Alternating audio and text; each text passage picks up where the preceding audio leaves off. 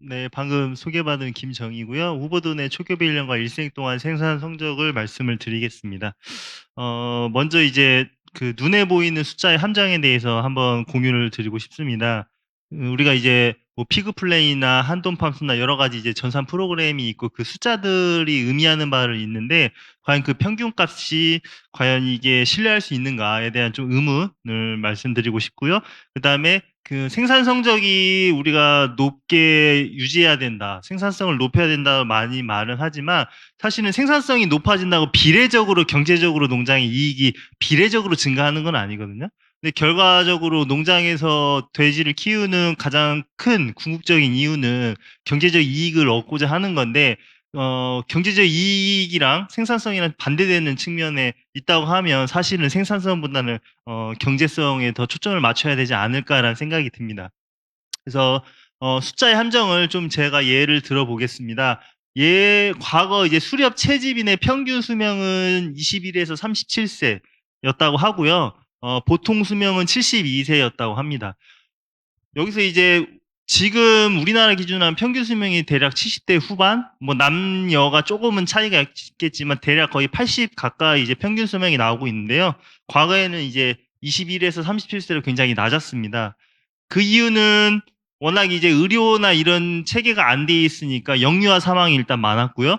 또 질병 사고에 의한 이제 치료를 받지 못해서 사망하는 경우들이 많다 보니까 평균 수명 자체는 21에서 37세로 상당히 낮았는데 실제로 보통 수명이라고 하는 게 가장 많이 사람이 죽은 나이를 뜻합니다. 이게 대표성이거든요. 그랬을 때 과거 수렵 채집인의 보통 수명이 72세로 생각보다 대부분의 많은 사람들은 오래 살았어요. 그래서 과연 이 평균 값이 신뢰할 수 있느냐에 대해서 좀 말씀을 드리고 싶었습니다. 그리고 이거는 제가 그냥 임의로 한번 일부러 만들어 본 숫자인데요. 두 개의 기업이 있고 평균 연봉이 3,800만 원과 4천만 원이 있다고 했을 때 사람들한테 어디를 갈래? 라고 선택을 하면 당연히 이제 B 기업을 선택을 하겠죠. 그런데 이걸 자세히 보니 A 기업은 평균 3,700에서 3,900만 원으로 비슷한 연봉인데 B 기업은 전체 평균은 조금 더 높지만 실제 한 명을 제외하고는 평균 그 연봉이 굉장히 낮은 걸 볼 수 있습니다. 그래서 이게 그 단순한 평균 수치만 가지고는 사실은 이게 대표를 하지 못해요. 그걸 좀 제가 공유드리고 싶어서 좀 이거는 임의로 한번 만들어 본 자료입니다. 또 하나 아까 제가 경제성 얘기를 했는데요. 어, MSR 24두를 하는 농장이면서 비육돈 한 마리 팔았을 때 출하두당 순이익이 4만 원이라고 그냥 예를 들어 보겠습니다. 비농장은 MSR 20두인 반면에 비육돈 출하두당 순이익이 5만 원이라고 하면 실제로는 MSI가 4두가 낮은 비농장이 농장이 돈을 더 잘 버는 거예요. 그럼 우리는 이것만 놓고 봤을 때 A 농장, B 농장 할 때 B 농장을 해야 되는 게 맞거든요. 경제적으로 봤을 때는. 그래서 우리가 단순히 생산성만 놓고 얘기를 하지만 경제적으로 그 이익에 대해서도 한번 고민해 볼 필요가 있다는 점을 말씀드리고 싶습니다. PSI 26두라고 하면 모돈 한 마리가 1년에 26두의 자돈을 이용하는 거잖아요. 그러면 1년이면 52주예요.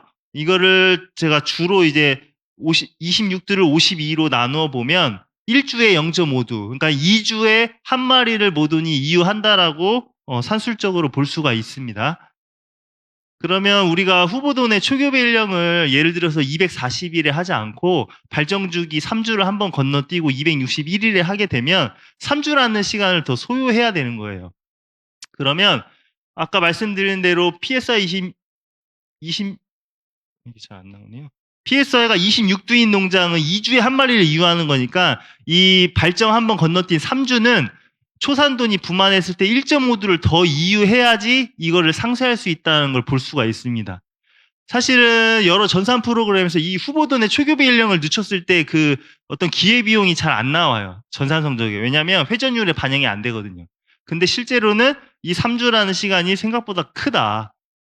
그래서 초산돈이 1.5두를 더 이유해야 되고요. 초산돈이 아니라 이 농장의 모든 모돈이 만약에 분담을 하게 될 경우는 0.3두씩을 더 많이 이유를 해야지 후보돈 발정 한번 건너뛴 거를 상쇄할 수 있을 정도로 이 초교배 연령 늦추는 게 생각보다 엄청나게 농장에 큰 기회비용을 발생을 시키게 됩니다.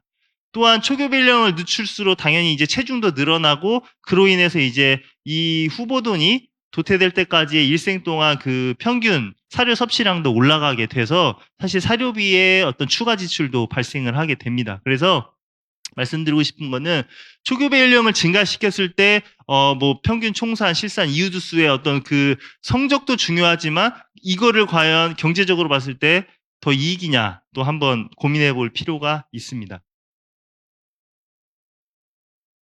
과거에 다산성 후보돈을 도입한 이후에 많은 분들이 초교배 연령을 좀 늦춰라 해서 과거에는 뭐 241령에 140kg 교배들을 얘기를 했어요, 많이들. 근데 어느 순간부터는 260일, 그리고 어떤 데는 270일, 80일까지 늦춰야 된다. 그래야 뭐 2, 3차 중운도 문제 안 되고 문제가 없다라고 많이들 얘기하시는 분들이 있었어요. 근데 저는 사실 이거에 대해 개인적으로는 동의하지 않습니다. 왜냐하면 이게 종돈이 다산성으로 되면서 산자수도 개량이 됐겠지만 단순히 산자수뿐만이 아니라 일당 증체량이나 여러 가지 지표들이 다 개량이 됩니다. 그러면 일당 증체량이 개량이 됐으면 더 잘 커야 되는데 그럼 더 잘 크면 더 빨리 크고 그러면 교배 연령이 과거보다는 더 빠른 연령에 교배 체중이 도달하는데 왜 이거를 늦춰야 되느냐라는 개인적인 생각을 했고요. 예를 들어보면 151령에 90kg 후보돈이 들어왔다고 했을 때 우리가 일당 증체량을 하루에 650g만 되도록 제한한다고만 해도 이미 241령 되면 150kg에 도달합니다. 650g 일당 증체량 생각보다 높지 않아요. 근데도 불구하고 우리가 240이 되면 150kg 충분히 도달하거든요. 이런 상황에서 왜 초교배 연령을 늦춰야 되느냐라고 저는 이제 의문을 갖고 있습니다. 그래서 제가 제 생각이 과연 틀린 건지 아니면 제 생각이 맞는 건지 정확하게 데이터로 한번 뽑아본 적이 있어요. 그래서 2021년도에 제가 조합에 다닐 때 당시에 성적이 그래도 괜찮은 농장 12개 농장을 대상으로 해가지고 후보돈의 5,874두가 농장에 입식해서 도태될 때까지 일생 동안의 생산 성적을 하나하나 모든 카드를 다 기록해서 제가 추적을 한 데이터입니다. 그래서 생산 성적이 어떻게 나타나는지도 한번 조사를 해봤고요. 그리고 경제적 이익을 분석하기 위해서 실제 들어가는 총 사료비, 그다음에 뭐 이유자돈 판매비, 그다음에 교배 횟수에 따른 이제 인공수정비 등을 실제로 계산을 해봤습니다. 그랬을 때 결론을 말씀드리면 240에서 51령의 가장 좋은 일생 동안의 누적 실상과 이유두수를 기록을 했고요. 그리고 보정 PSY, 여기서 말하는 보정 PSY는 초교배 연령을 아까 한번 건너뛰었을 때 회전율 손해를 제가 다시 계산을 한 거예요.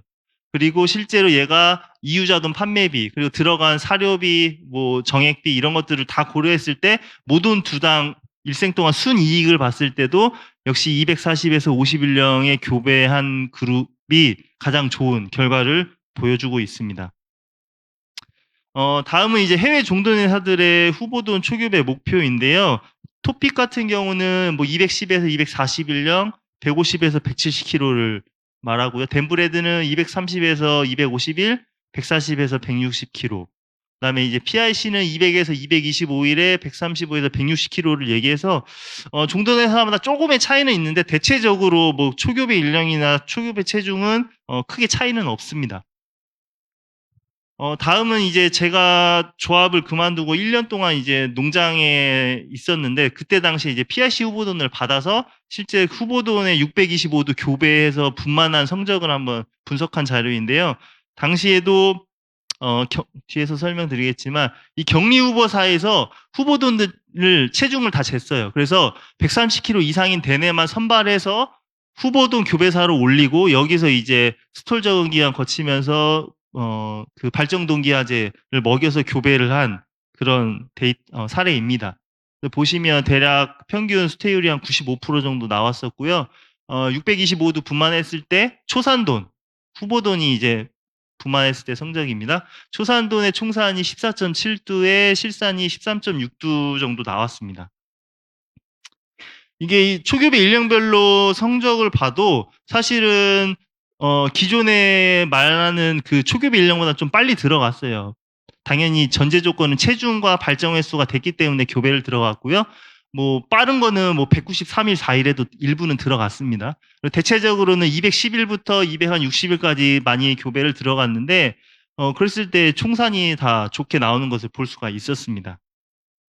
그래서 결론을 마지막으로 말씀을 드리면 처음에 제가 말씀드린 것처럼 단순히 보이는 숫자가 과연 대표성이 있느냐를 좀 한번 고민해 볼 필요가 있고요.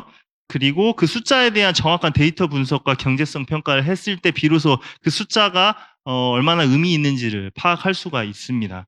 그래서 그 사실 초교배 일령을 많이 얘기하죠. 왜냐하면 농장에서 후보동 교배할 때 초교배 체중을 재는 농장은 사실 별로 없어요. 그래서 체중을 안 재다 보니까 사실은 현실적으로 일령을 가지고들 많이 얘기합니다. 그런데 사실 일령은 별로 중요하지 않아요. 발정이 2번 이상 왔고 교배 당시에 체중이 한 140kg 이상만 되면 사실은 200일부터 교배해도 품종 상관없이 별로 문제되지 않습니다. 근데 우리가 이제 체중을 모르고 일령만 얘기하다 보니 이제 계속 일령을 얘기하는데 체중을 재는 게 사실 가장 중요하고 좋습니다. 그래서 체중이 굉장히 중요하다. 다만 어쨌든 후보돈사에서 증체 문제, 뭐 마이코플라즈마에 감염이 됐건, 뭐 PRS에 문제가 있건, 어쨌든 순치에 문제가 있거나 질병 문제가 있어서 증체가 원활하게 되지 않을 경우는 당연히 체중을 맞추기 위해서 교배 일령을 늦춰야 돼요. 예를 들어서 우리 농장은 아주 후보돈이 잘 커서 뭐 221령에 뭐 150kg 나와서 교배를 한다. 문제 없습니다. 그런데 어떤 질병 문제가 있다거나 해서 기존에 잘 컸던 후보돈이 똑같은 221령에 과거 150kg 나오던 게 뭐 120kg밖에 안 나온다. 그러면 체중이 최소 140kg 될 때까지는 더 연장해서 키워야 됩니다.